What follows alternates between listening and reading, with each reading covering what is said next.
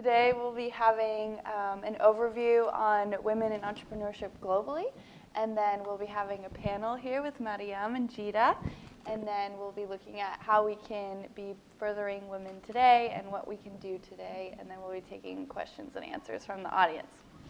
So first, to start off, I just thought it would be helpful to start with some basic statistics globally on women. And so what we found was that today, of the 781 million people that are illiterate, actually, that are 15 years and older, about 66 or 2/3 of them are women. And depending on the region, for every dollar that is earned by a man, a woman will earn about 70 cents or under that. And out of the 190 heads of state around the world, only 19 of them are women today. And that has grown a little bit in the last 10 years, but has pretty much been the same. And when we look at business, which is kind of what this program is completely centered about, we find that of the 500 top companies in the world, only 4% of them have female CEOs. But then even when we look at the C-suite positions, executives, and board seats, that number actually only gets up to about 15%. And then just specifically on startups, only 17% of startups have female founders. And when we look at one of the most verifying things about a startup, which is the fact that they've done fundraising, in 2017, this last year, of the $60 billion that was raised by all startups and venture capital, only 11% of that money went towards female-founded startups. And so, unfortunately, these are the harsh statistics on women in entrepreneurship and tech today. But then we can actually look at the flip side of those, which is very good statistics, which actually says, so there's the Fortune 1000 of female-led companies. And research was done which said if you had done equal equity or equal investing into these top 1,000 women female startups, in comparison to the S&P 500, you would have actually had a 3 times better return on those startups than if you had invested in the S&P 500. And it's very also well known that companies with women on their boards also perform better. They're less likely to get sued, and they're also they'll have better returns and better employee retention as well. And also, as countries are growing with women's education by 10%, that number is also correlated with the country's GDP, which grows by a factor of 3% in correlation to that 10%. And there's also an increase in nationwide health and childbirth rates, which I think if we were going to start with statistics, we should also kind of show that all of our emotions and desires for equality for women can also be backed by numbers. So why do I think that this topic matters? I'm an alumni of EIA, and I led an all-boys team. We were in the top 10, and it was an amazing experience.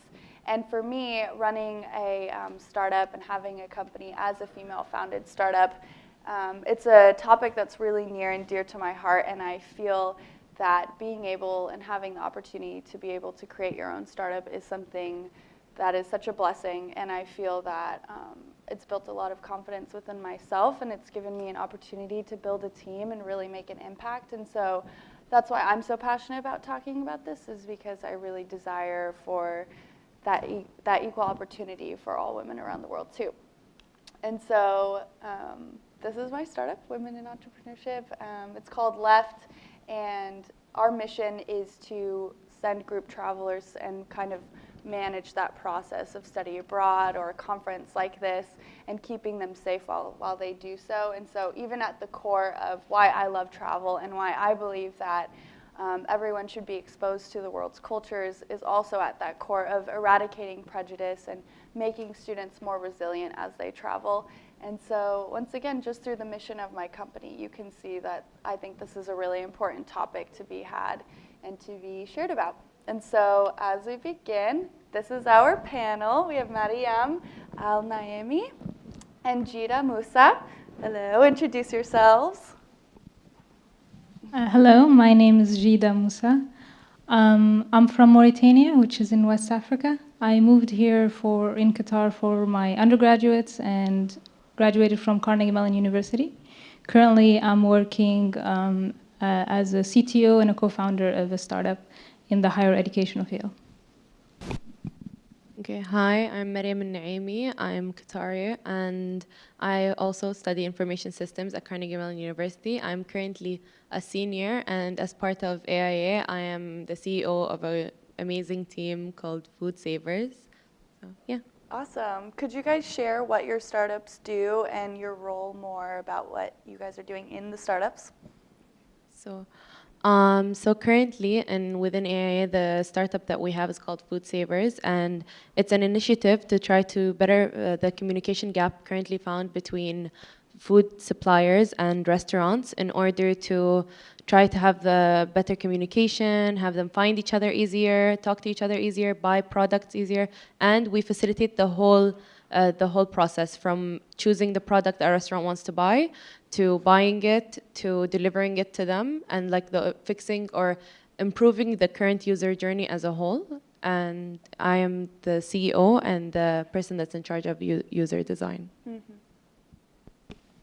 Our startup's name is Stellic, and what we do is we help college students get the most out of their college experience.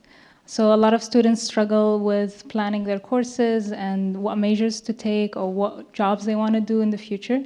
So either they end up not graduating at all, graduating late, or graduating with courses that did not fulfill their interests or what they want to do in the future.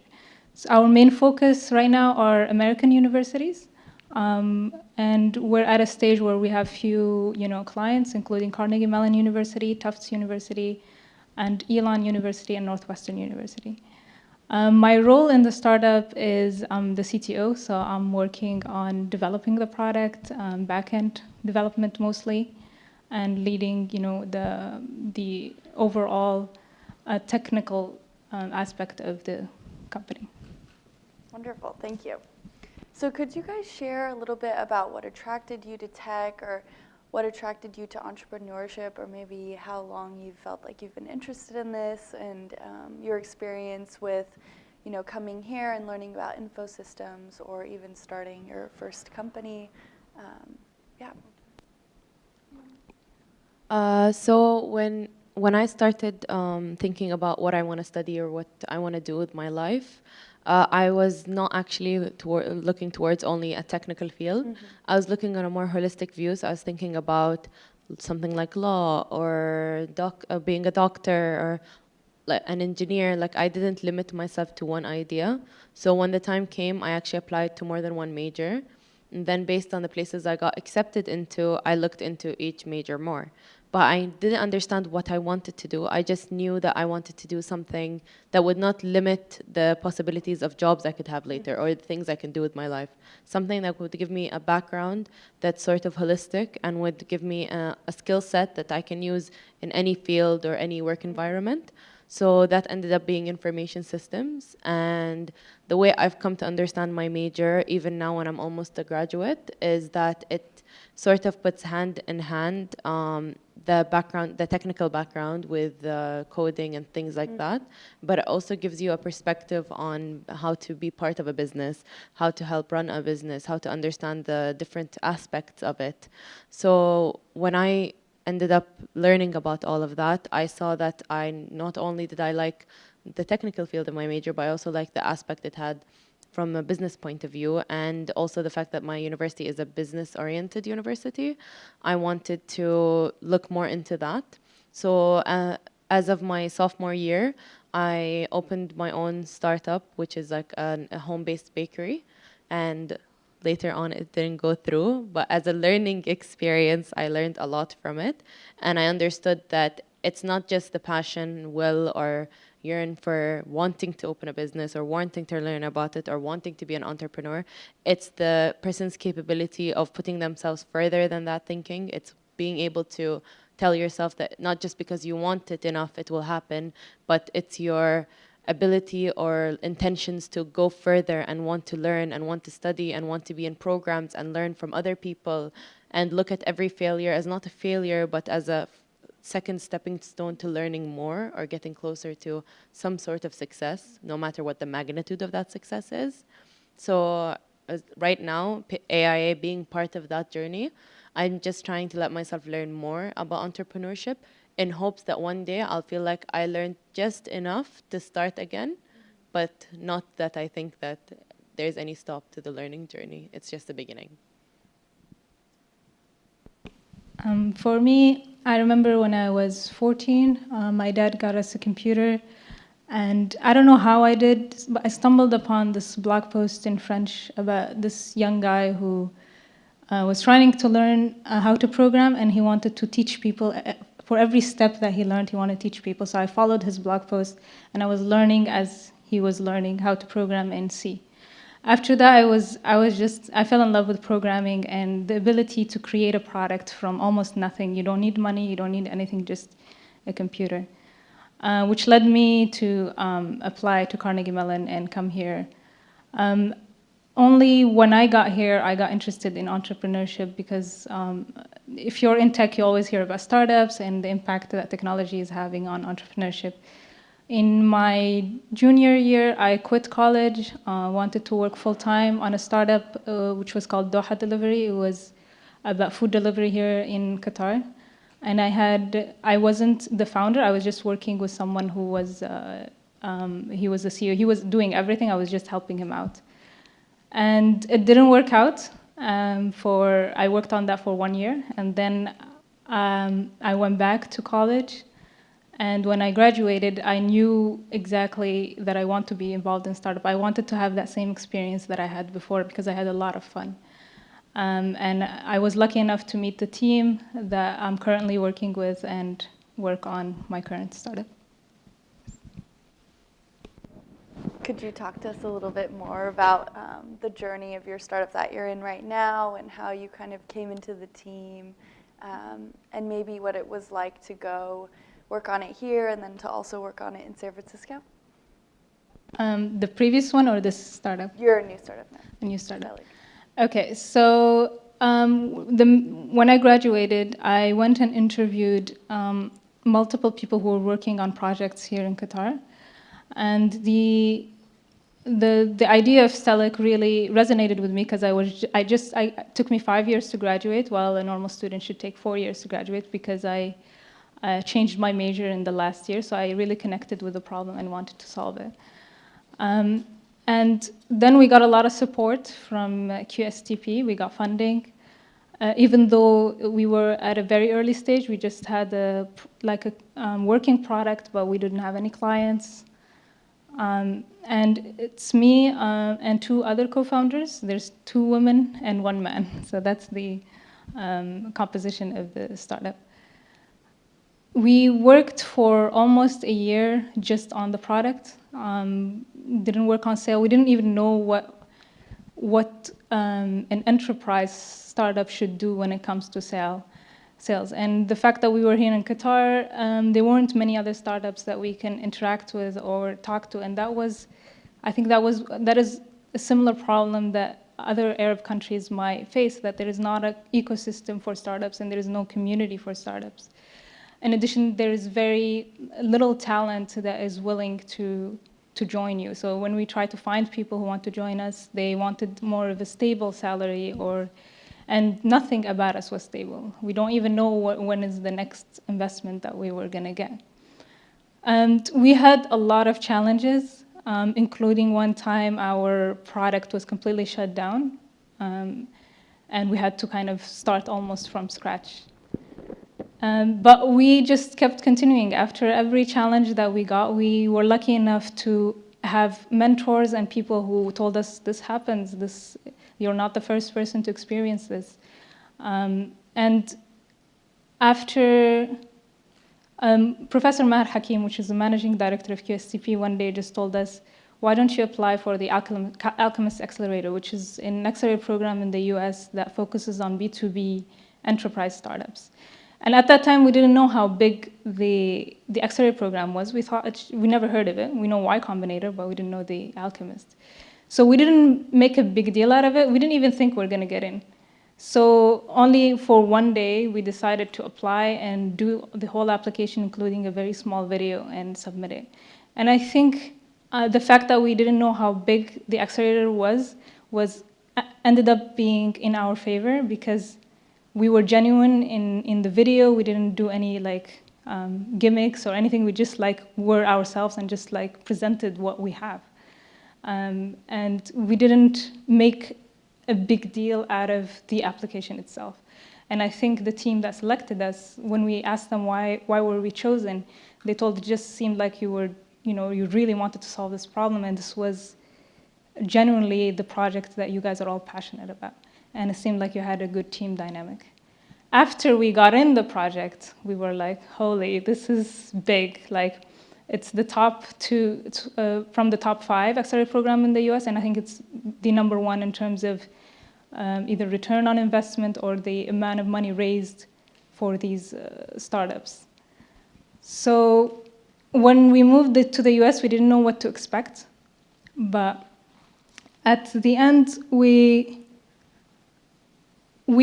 there was a little bit of shock in terms of what is expected for a startup.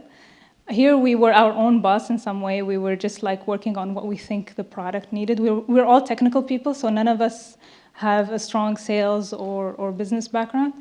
And in the US, they were focused on sales. They're like, we know you guys are technologists and you love your product, and we know you're going to do well in that area.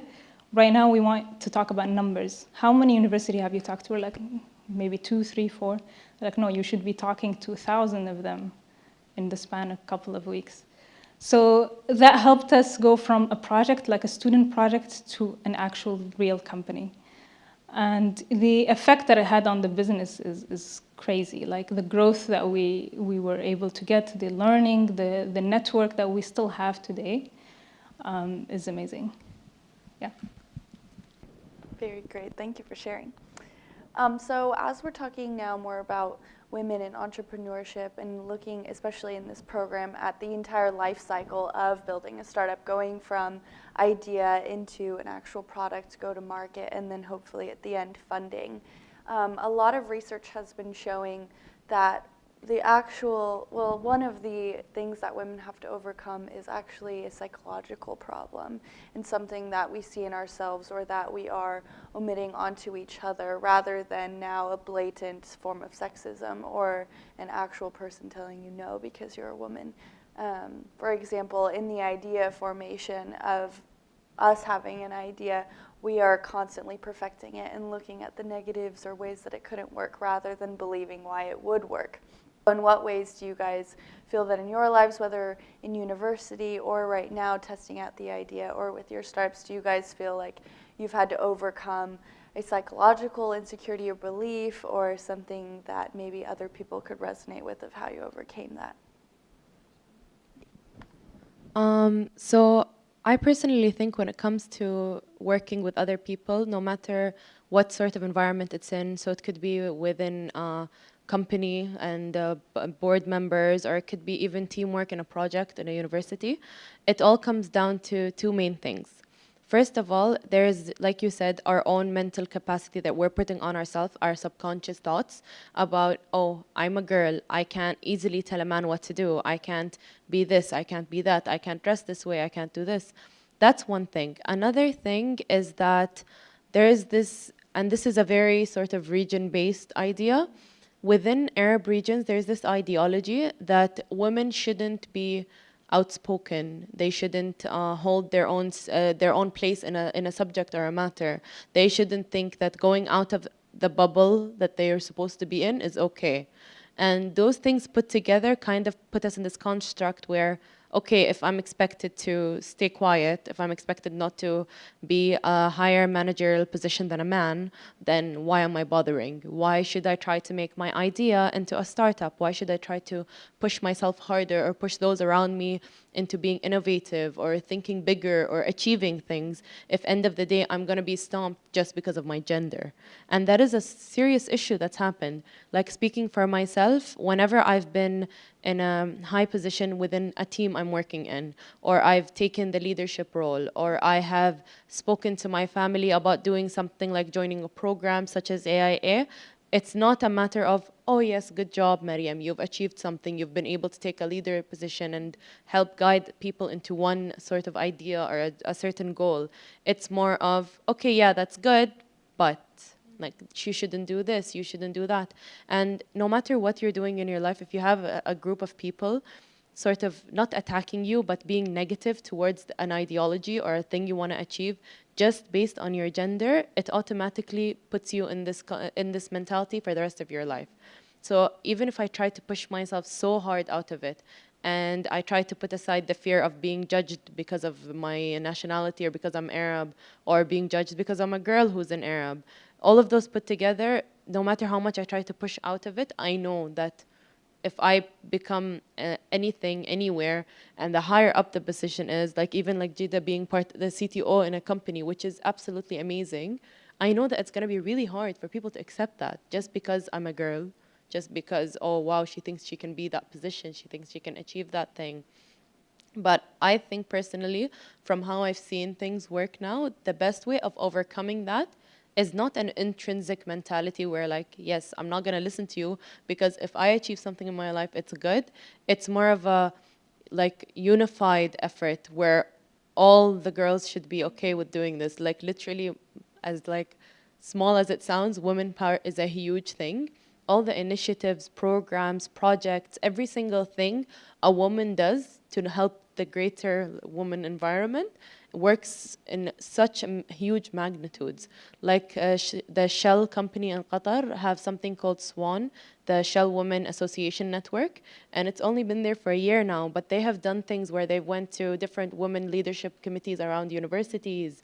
They've talked with a lot of people. They've done courses about how to be a woman in leadership, how to deal with work conflicts, how to deal with being in a higher role than a man, and how to conversate with them, how to twist the conversation in a way where what they're saying is something negative about you, but you reply in a way where you make them realize you should be more ashamed of what you're saying than what I'm doing with my career.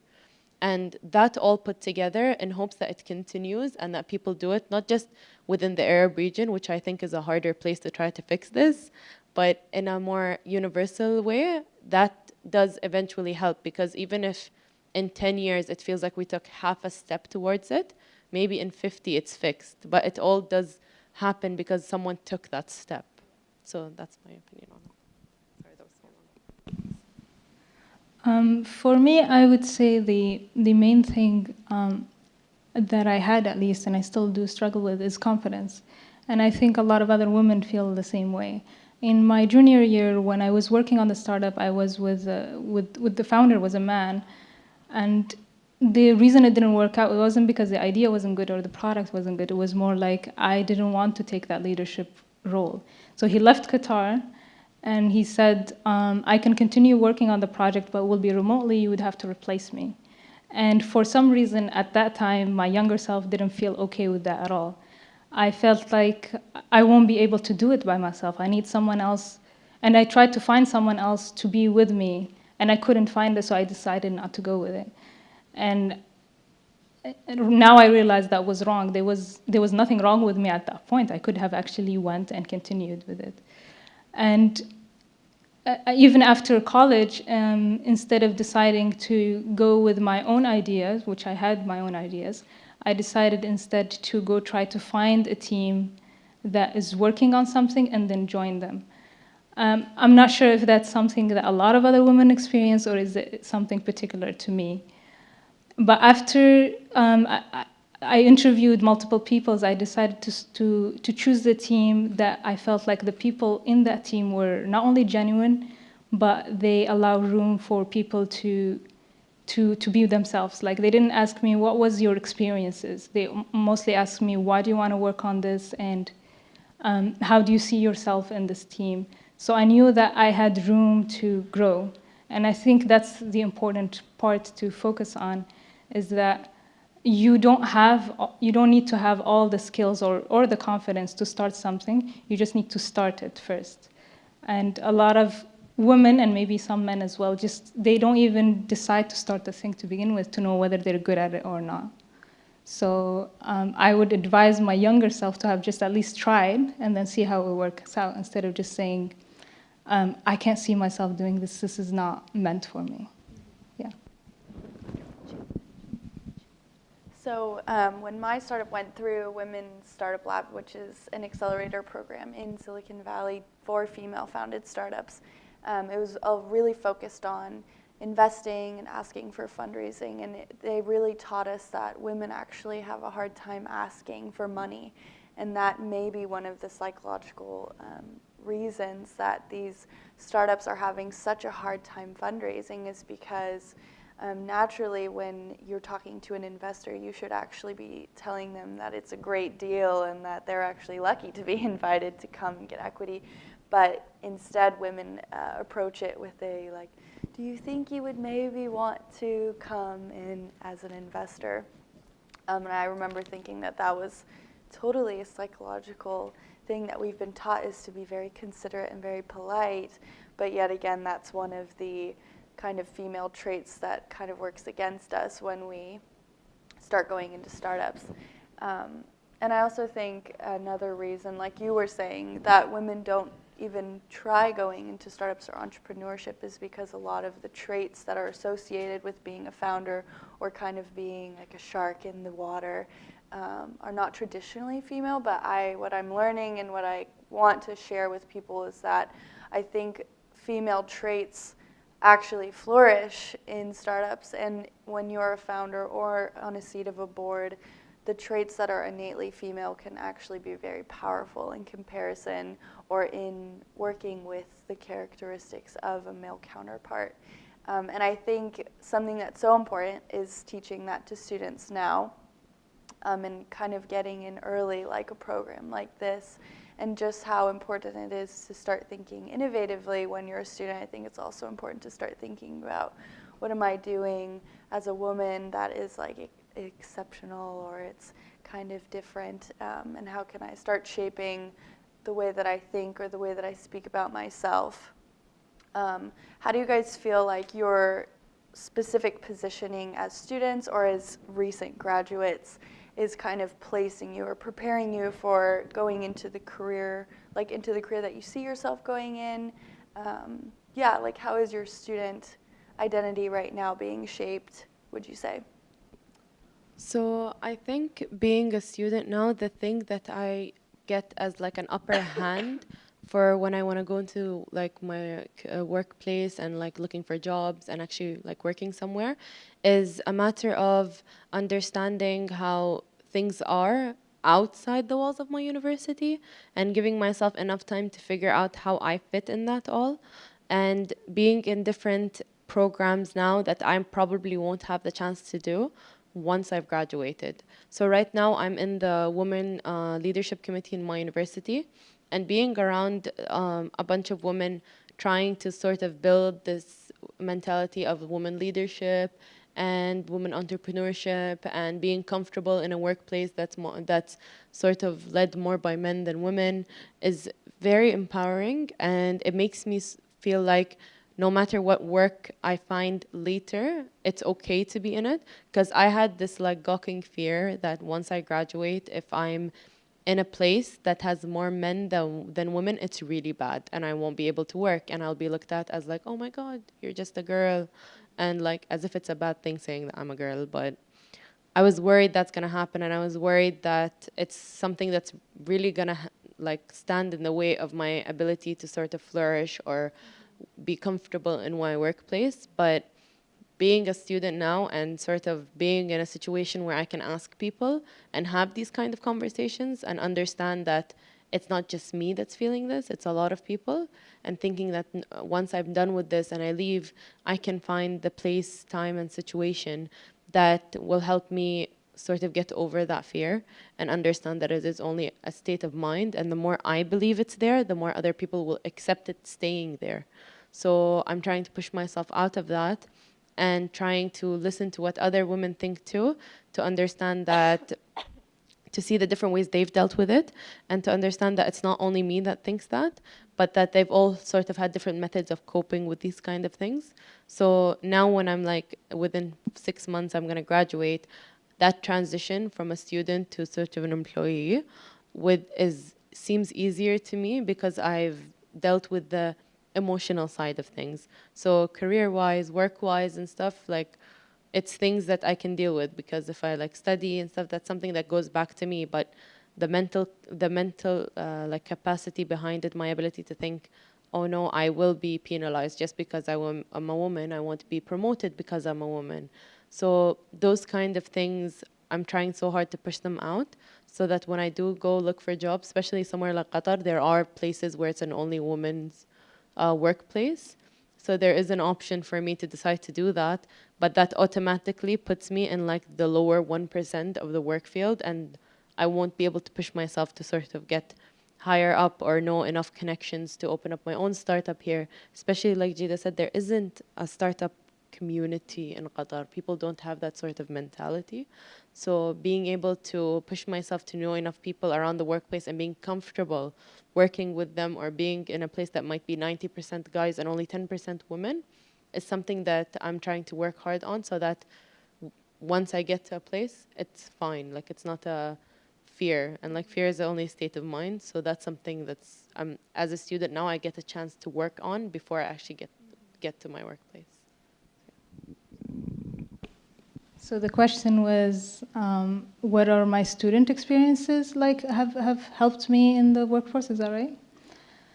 So for me, college experience was a completely transformative experience because it's different from anything that I have ever lived. I come from Mauritania, West Africa. And before I went, I was lucky enough to have a very supportive family that, wanted me to, further my education. But that wasn't the case for most of the girls back home. And not even my extended family were not okay with me leaving the country and studying somewhere else. And when I came here, a lot of the things that I hear about on TV, and I was able to actually experience them, like classes and professors, and I got to meet a lot of people who were working on cool projects, and I realized that these people are just normal people. They're like me. There's nothing separating me from them, that I can also work on something cool, and amazing professors as well. So if I haven't had that experience, I don't think I would have even thought of, that I can even, what is entrepreneurship or what are startups? I would not have even known what they are.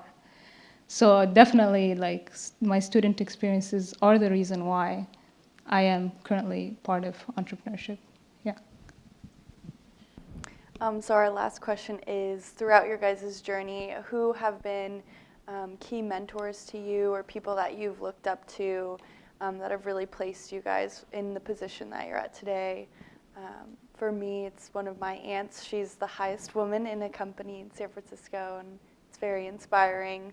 And I know a lot of times the best way to kind of imagine yourself in a place is when you know that person that's also there. So who have been those people for you, and how have they helped you? For me, it was actually my father.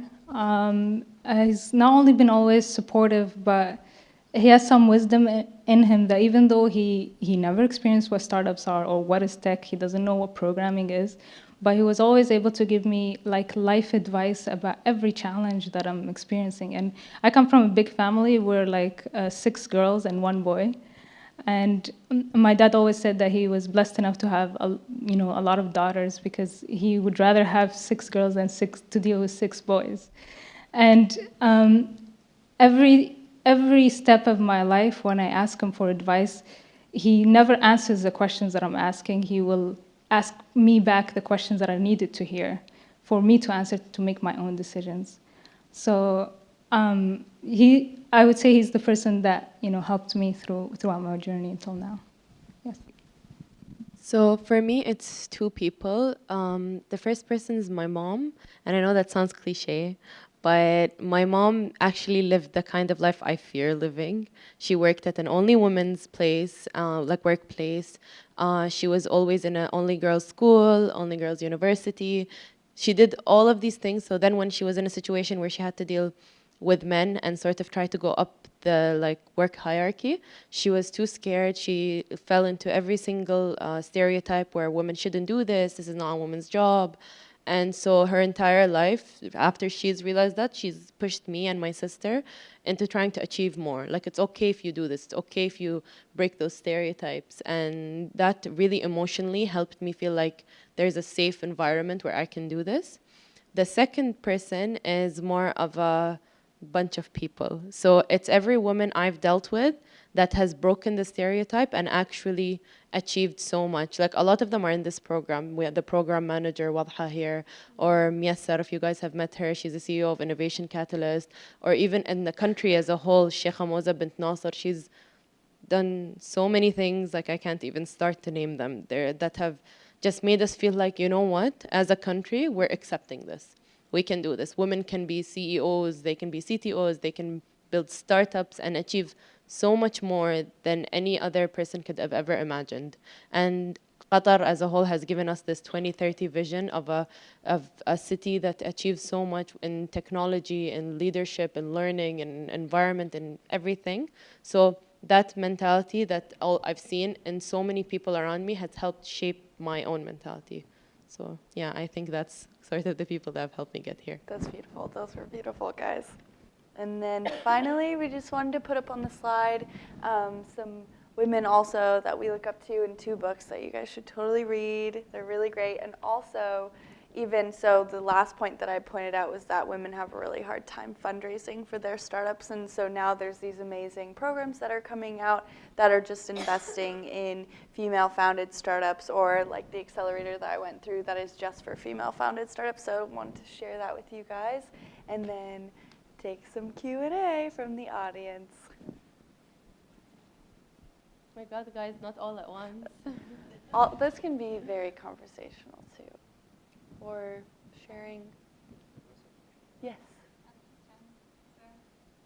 Should we give her the mic? Thank you.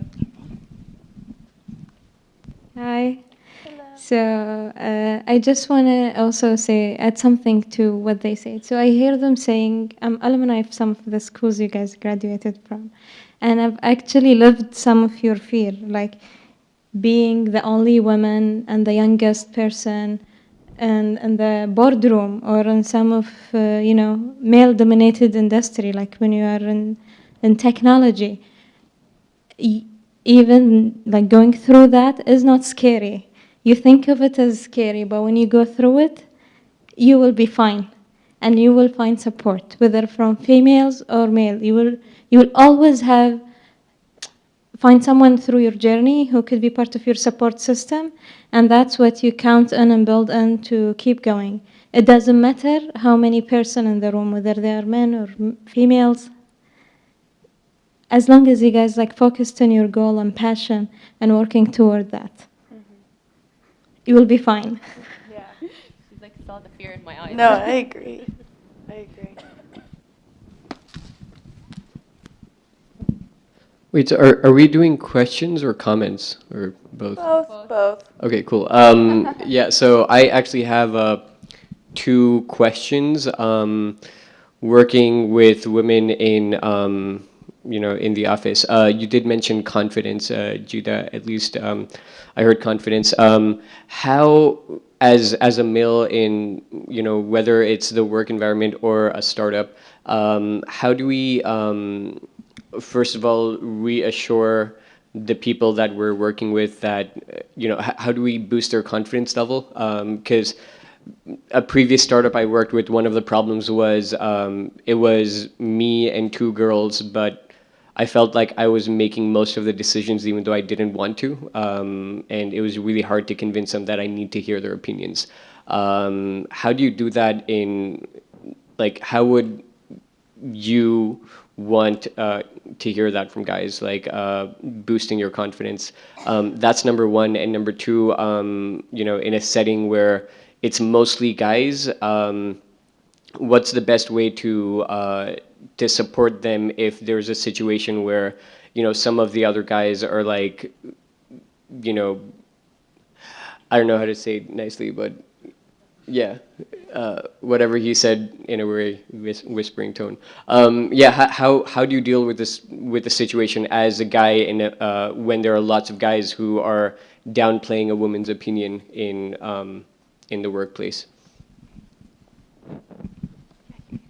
So for the first question, I think and I don't mean this in any way to point fingers, but I think the problem here is that you think that Like there should be a different way to sort of make women feel comfortable. But it's the same way that like in any group you end up going and you're saying, okay, so there's 3 people, A, B, C. A, you did a good job in this, B, this, C, this. It's the same way. Like it's just understanding that you should always make every single person feel like they're equally as needed as the next person. So that's for the first one. For the second thing, I do think it's very important to like speak up, and I really appreciate that question because there are situations where there's like 4 guys in a group, and like I'd be the only girl, and I'd feel like 2 of the guys are very comfortable with just making me feel like, oh no, it's okay, like, oh, you have to go get this signature from this ministry. Oh, there's a lot of guys there. It's fine. I'll go. Like they think they're being nice by like being me that way. So it's important to like feel like at least one person spoke up and said, no, let her make her own choice. Like you ask her, don't impose your opinion on her. So I think it is just the same way you were like comfortable enough bringing up that question, it's like speaking up. I think that makes a huge difference. To answer your first question about confidence, I would say that if it's a meeting, let's say just you said 2 other girls, and you feel like you're making most of the decision, why don't you ask one of them to lead the meeting, right? So now you'll be on a role where you're just listening, right? You're gonna take a lead in this meeting, you make up the agenda and the questions and everything, and then you will see a shift, I believe. Especially if that person has some confidence issue and they know beforehand that they're leading the meeting, they will prepare for it and they will be in a psychological, I would say, state to kind of say their opinion because they're leading the meeting. I think that could work. For the second question, I would say the same thing as her. Speak up if someone is doing something, and don't be afraid to do it right there and confront the person. Or ask the person, why are you saying this to her, or why are you making her feel like that right there in front of her.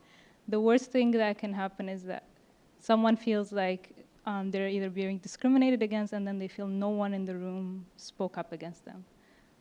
Yeah. So for the second question, for the second question, the thing that I'm most interested in is I know that we need to speak up, but is there something that we should not say? Like, is there a certain way we should not be when speaking up? Like, that's kind of what is probably more important to some of us who do try to speak up in one of those situations. Like, what should we not do? I think there's a long list of things not to do. I think this is wonderful. These are wonderful questions coming from you. I think, so do you have a specific example that you're thinking of, a situation that you were in and you didn't know what to do? As in like so just on this topic too, I think the more that we're researching and learning about this and even experiencing it, in a way this is a very like systematic problem that we're just slowly solving, and as we're learning more that it's actually a psychological underlying thing with women, that we're constantly doubting ourselves or not feeling like we have the power or confidence to even stand up for ourselves. I think for my advice to you is that you can take a step towards giving more responsibility, being more intentional and encouraging, but it will be actually a slow process because you are dealing with emotions and someone's the way they think about themselves, and as much as women, we care and have passion for the projects we're doing, it is still difficult, and insecurity still can overcome your ability to even voice your opinion on a decision for fear of failure or being rejected.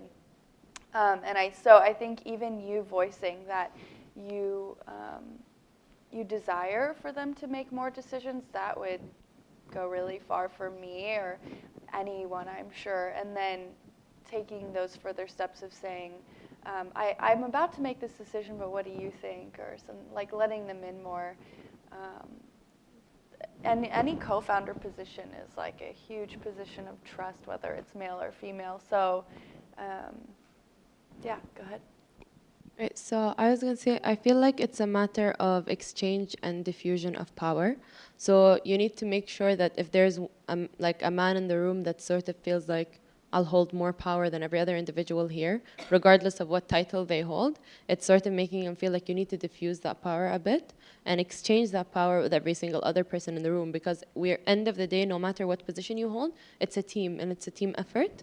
But I feel like the one thing you should make sure not to do, if I was like I had to choose one thing, it would be never to make the girl feel like you're standing up for her or helping her out because she's a girl.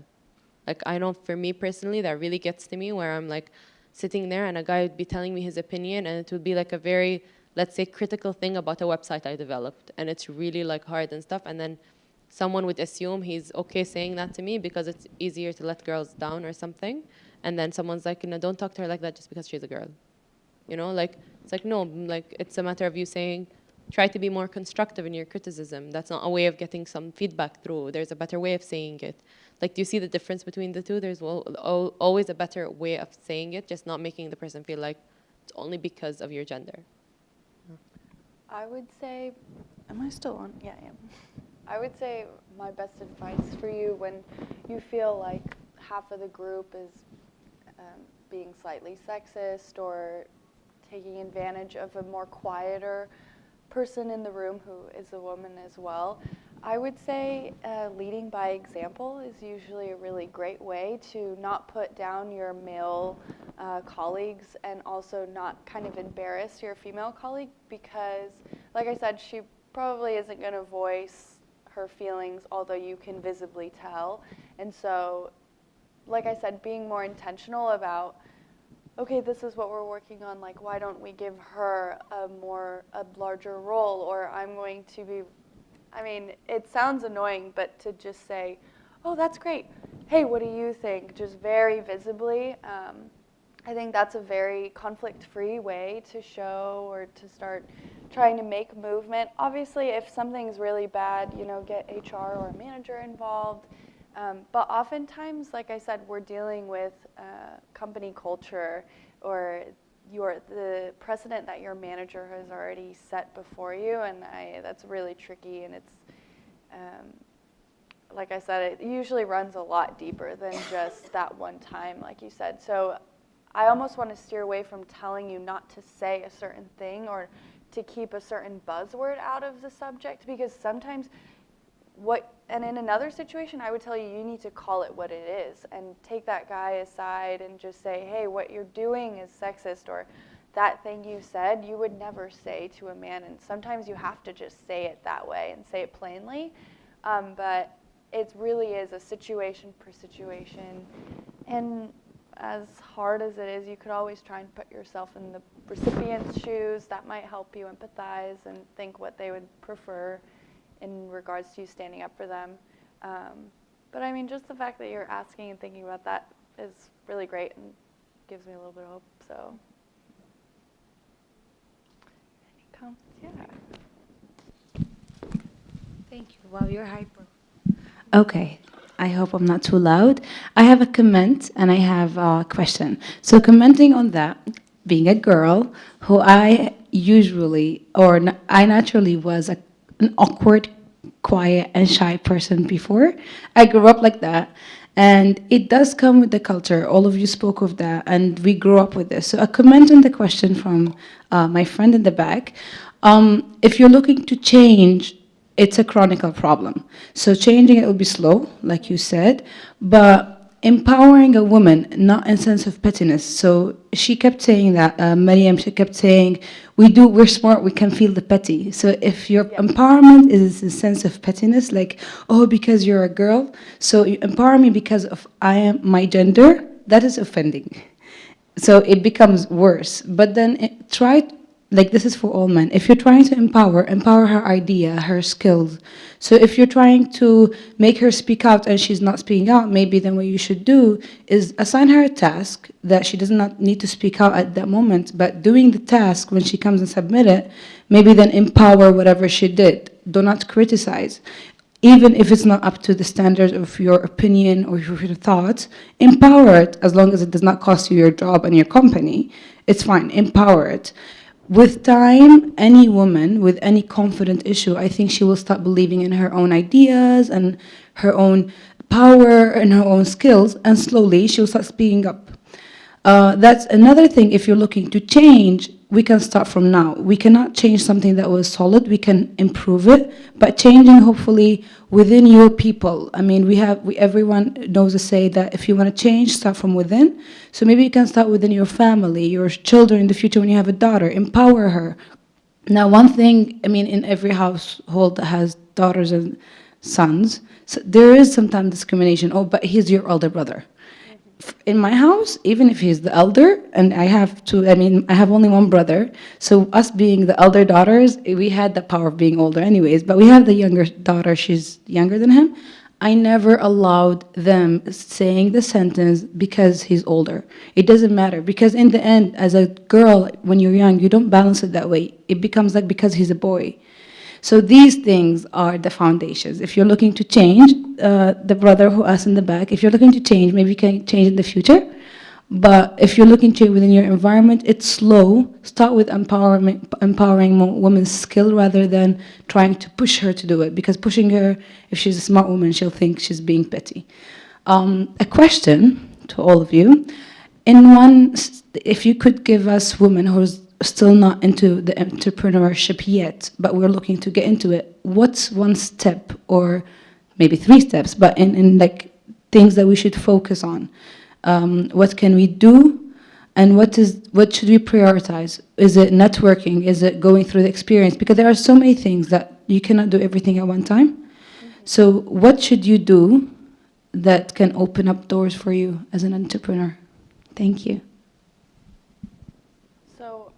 And kind of before we transition into that question, which is great, I think also with, I think empowering's kind of a funny word, because sometimes it just means affirming or encouraging, which is, human things. If you're thinking about guy to girl, it becomes empowering, but just human to human, it's, affirming. Or I think a great way to, thank you for coming. A great way to empower the women in the workplace too is to start looking at quantifiable things.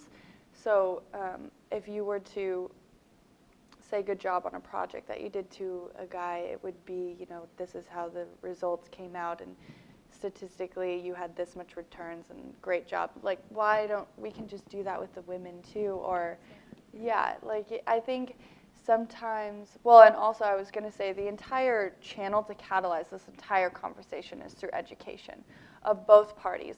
So in Silicon Valley, what's happening is entire companies are receiving statistics and psychology courses and information on their own ecosystem, because it can't just be telling the women, oh, speak up more, or sit at the table. It has to be both the men saying, okay, this is a sensitive topic, and it's real for us. Even though we are some of the smartest people in the country, we're still having biases from within. And so sometimes I feel like it's getting a little too sensitive, but in reality it should be a conversation from both parties, and kind of there should be grace and forgiveness for both parties if they're willing to learn and be educated more as well. And so I think although you can't go into a company and change it the next night, there are definitely Stanford groups and psychologists that are going in and getting hired, and firms that are going into companies and are making a strong impact within like 6 months. Or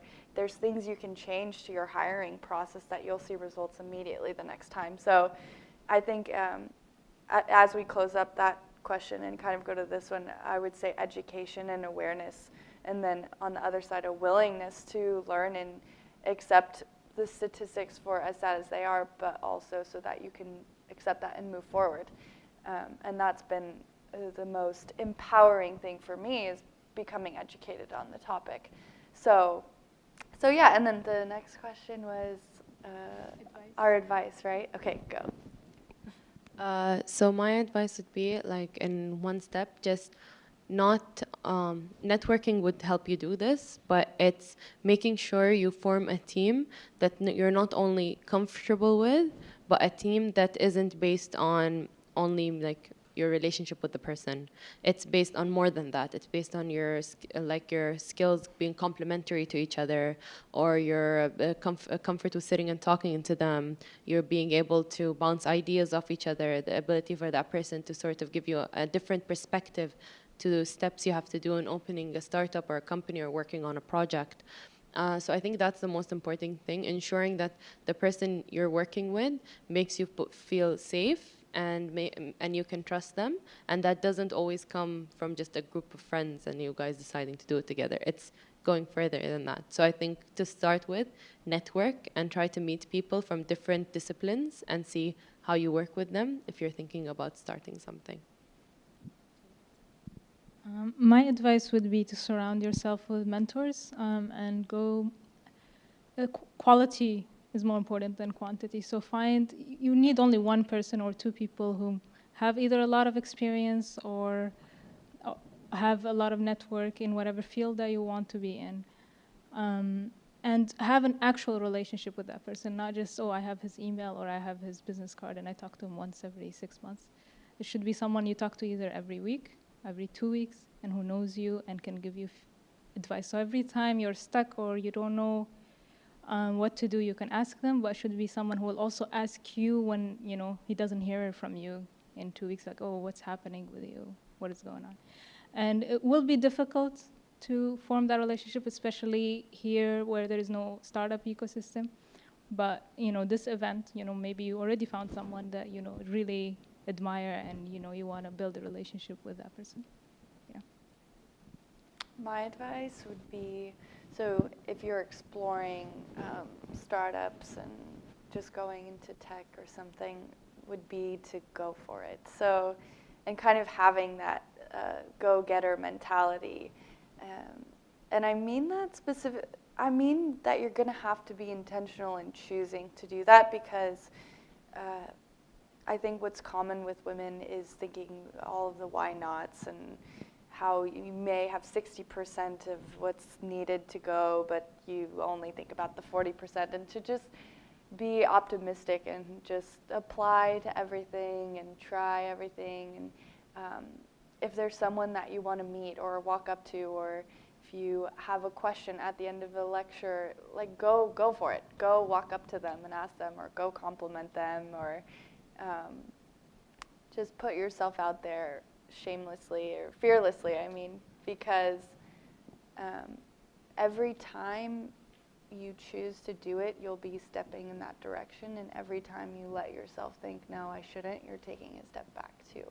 So going for it is almost like pushing yourself to the end of the road that you want to go to.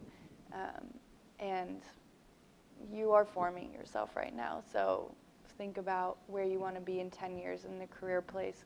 Do you want yourself to take that project or not? And you'll be ready to, because 10 years ago you were walking up to that random person, or saying your opinion, pulling yourself up at the table.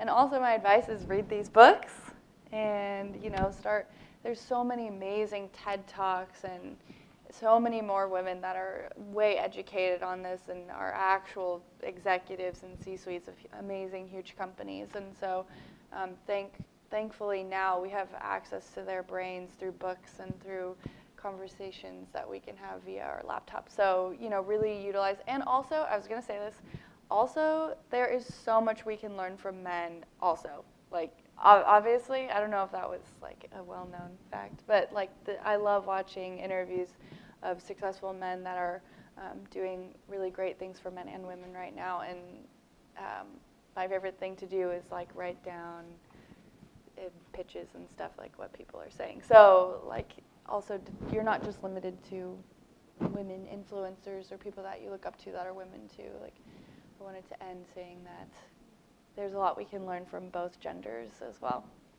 So yes, thank you everyone for coming.